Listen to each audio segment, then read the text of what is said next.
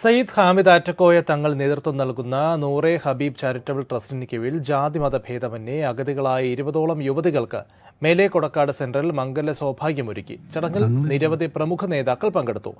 20ഓളം പെൺകുട്ടികൾക്ക് മംഗല്യ സൗഭാഗ്യം ഒരുക്കിക്കൊണ്ട് നൂറെ Habib charitable trust ചെയ്യുന്നത് മഹത്തായ കാര്യമെന്ന് ചടങ്ങിൽ പങ്കെടുത്ത വി.കെ. ശ്രീകണ്ഠൻ എം.പി. പറഞ്ഞു. ചടങ്ങിൽ എല്ലാവരും പങ്കുചേർന്നത് സയ്യിദ് ഹാമിദ് ആറ്റക്കോയ തങ്ങൾക്ക് തങ്ങളുടെ ട്രസ്റ്റിനും പ്രചോദനം നൽകുന്നുവെന്നും വി.കെ. ശ്രീകണ്ഠൻ എം.പി. കൂട്ടിച്ചേർത്തു. നിരാലംബരായിട്ടുള്ള നിസ്സഹായരായിട്ടുള്ളവരെ ചേർത്ത് പിടിക്കുക എന്നുള്ളത് ഏറ്റവും മാതൃകാപരമായ കാര്യമാണ്.